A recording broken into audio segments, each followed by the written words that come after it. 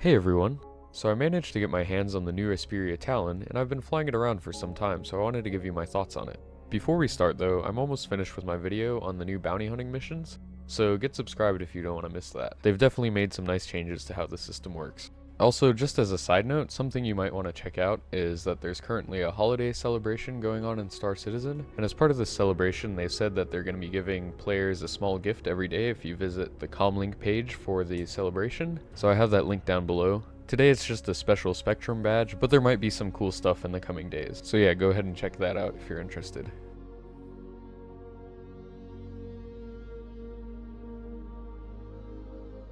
Okay, so let's get started by talking about the defining characteristic of the Talon, which I would say is its bird-like appearance.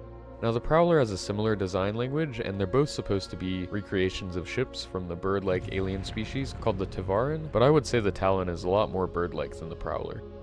Part of this I think just comes down to it being a lot smaller, but I think the shape also is just a lot more similar to a regular bird than what the Prowler is. With this ship, the wings really look like bird wings, and the little fins at the back even look like feathers, so it's clear they were definitely going for a bird design. So this ship is a light fighter, and here we're looking at just the standard Talon, but there's also a missile-focused variant called the Shrike, which is more of a purple color with its default paint job. And that brings me to another part of this ship which contributes to that bird-like appearance, which is the shimmering prismatic paint. This is a new material in Star Citizen, and it's definitely cool.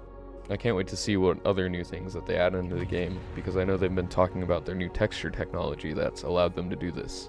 So anyway, it's a lot less stealthy than the Prowler's matte black, but I guess the idea with these ships is to get in, cause some damage, and get out. And you don't have to wait for troops to unload or load back up like you would with the Prowler. It does, however, still have the 30% EM, IR, and cross-section reductions like the Prowler, so in terms of showing up on radar, it still has a lot of advantages compared to most other ships.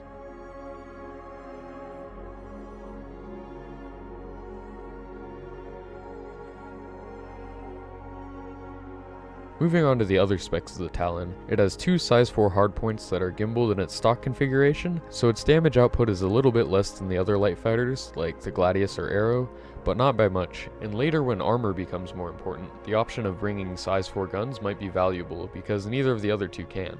These larger weapons might be more effective against ships that have good protection against smaller weapons, but armor's still not implemented yet, so we'll have to see how that plays out in the future. Now in terms of its other combat characteristics, I still think in terms of dogfighting, the Gladius and Arrow are still going to be slightly better options than this ship.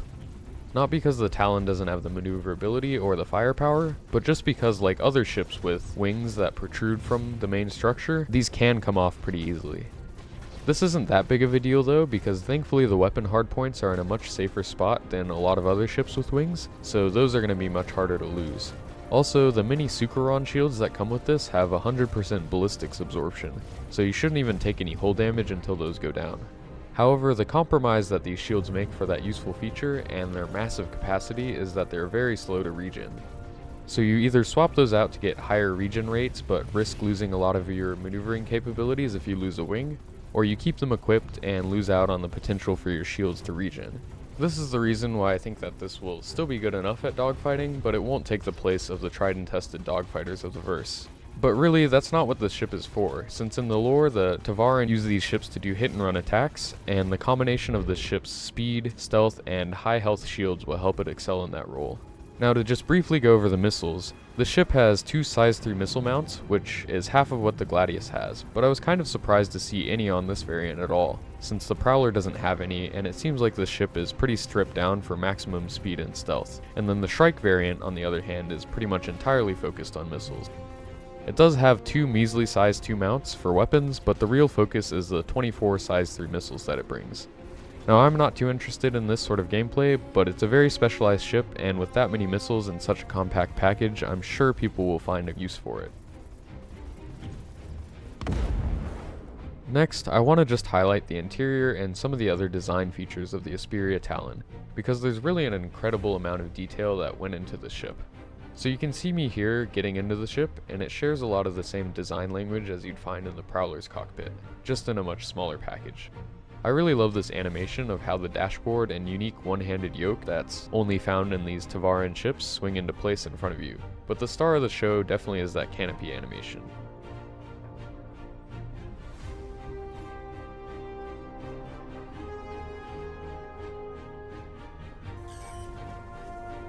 So this ship doesn't actually have a transparent canopy, partially just to fit the Tavaran design, but also because this whole cockpit serves as a sort of escape pod.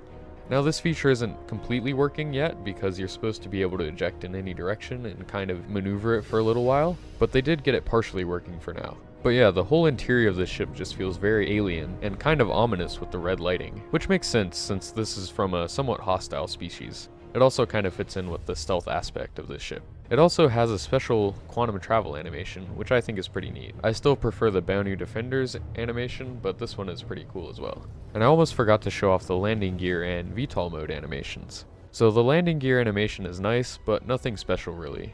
However, the VTOL animation on the other hand is pretty fun because you can make this ship look like it's flapping its wings if you press it over and over again.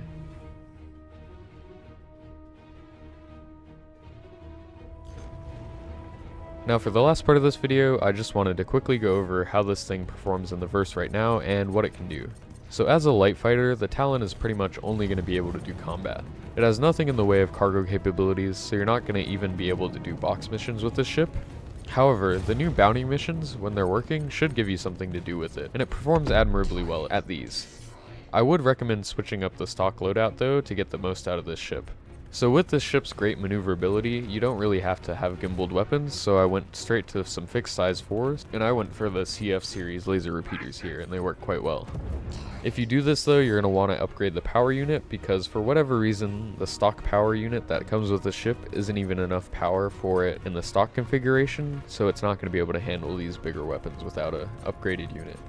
But yeah, once I got this thing upgraded, I was able to do all of the ECN alert missions, even against these constellations that now have slightly higher hit points, which was a change made in this patch. And I'm still working my way through all the certifications for the bounty missions, so I'm not sure if it would be able to do those very high-risk targets, but I'm pretty sure a skilled pilot would be able to get those done.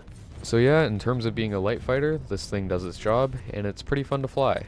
I'm sure a lot of you share the opinion that light fighters are some of the most enjoyable ships to fly in the game, and this one is no exception to that rule.